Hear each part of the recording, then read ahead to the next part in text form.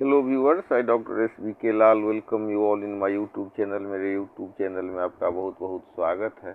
यह वीडियो सामाजिक न्याय पर है। इसमें हम देखेंगे कि सामाजिक न्याय क्या होता है, इसको बेहतर ढंग से समझेंगे।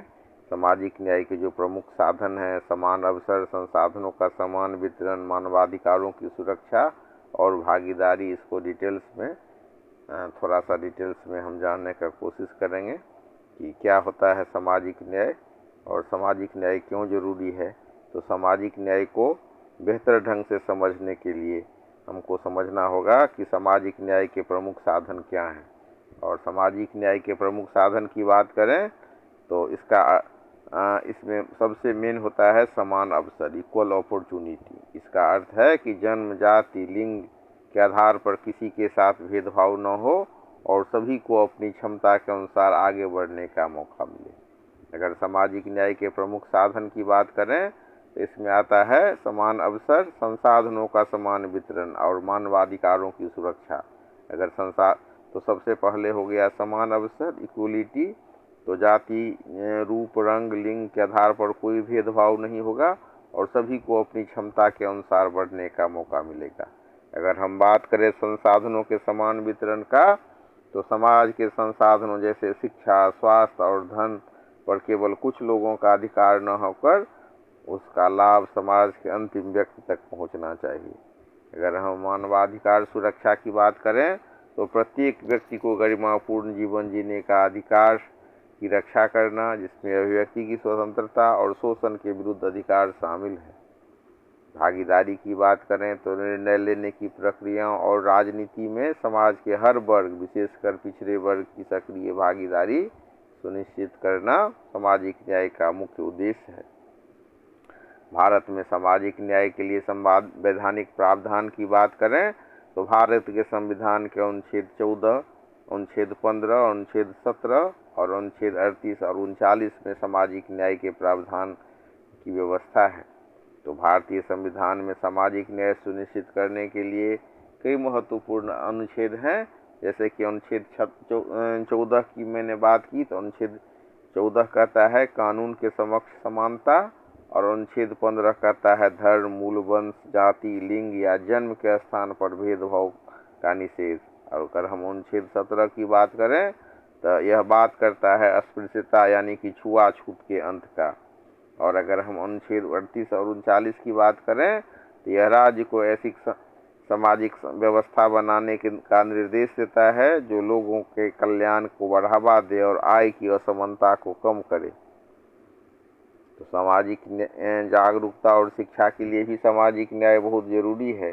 सामाजिक न्याय की इस अवधारणा को ज़मीनी स्तर पर लागू करने के लिए शिक्षा की भी बहुत आवश्यकता होती है। कानून तब तक प्रभावित नहीं होते जब तक समाज की मानसिकता न बदले। मूल्यों की शिक्षा और पूर्वाग्रहों का अंत इसके लिए बहुत महत्वपूर्ण पहलू है। स्कूल में बचपन से ही समानता, सहानुभूति और समावेश के पाठ को पढ़ाना, साथ ही जाति, धर्म और लिंग से जुड़े रूढ़िवादी विचारों को खत्म करने के लिए सामुदायिक अभियान चलाना सामाजिक न्याय के लिए बहुत ज़रूरी है। अगर हम समावेशी नीतियों की बात करें तो सामाजिक न्याय से ये बहुत गहरे रूप में जुड़ा हुआ है। समावेशी नीति का अर्थ होता है कि ऐसी नीति जिसमें सबका समावेश हो और सबके कल्याण की बात हो। तो नीति निर्माण के समय यह देखना कि उसका लाभ समाज के सबसे निचले पायदान पर खड़े व्यक्ति को मिल रहा है या नहीं। लैंगिक न्याय की बात करें तो महिलाओं को संपत्ति में समान अधिकार और कार्यस्थलों पर सुरक्षित वातावरण देना इसका उद्देश्य है। दिव्यांगों के लिए सुगम्यता, धार्मिक स्थानों और नौकरियों को दिव्यांगों के अनुकूल बनाना। अगर हम त्वरित न्याय प्रणाली की बात करें तो त्वरित न्याय प्रणाली जब तक नहीं होगा तब तक हम कितना भी कुछ कर लें, पूरे सामाजिक न्याय की अवधारणा की कल्पना भी नहीं कर सकते हैं। न्याय मिलने में देरी होना भी एक प्रकार का अन्याय ही है।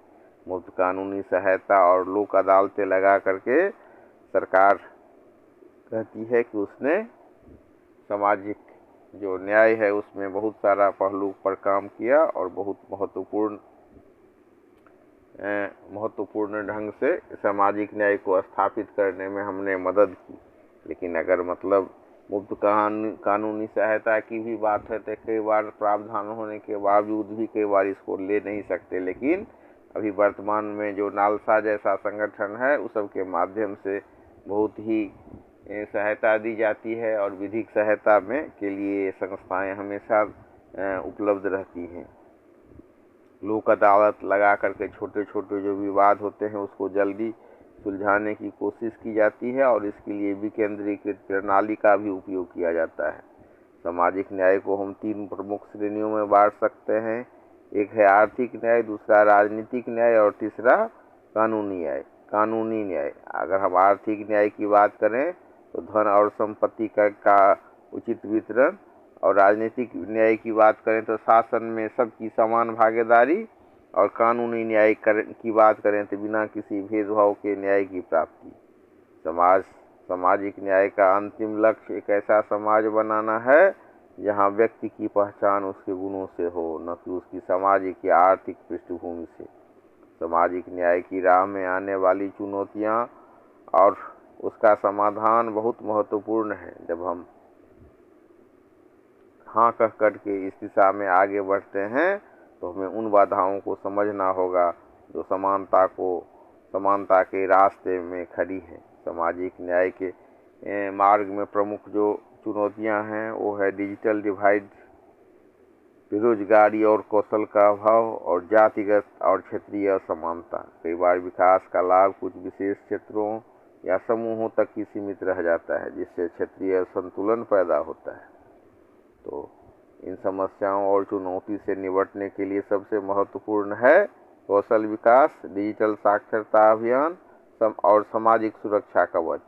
असंगठित क्षेत्र के मजदूरों जैसे निर्माण कार्य में लगे लोग या गिग वर्कर्स के लिए बीमा और पेंशन की सुविधा, साथ ही स्वास्थ्य सेवाओं को इतना सस्ता या मुफ्त बनाना कि किसी को इलाज के लिए कर्ज न लेना पड़े।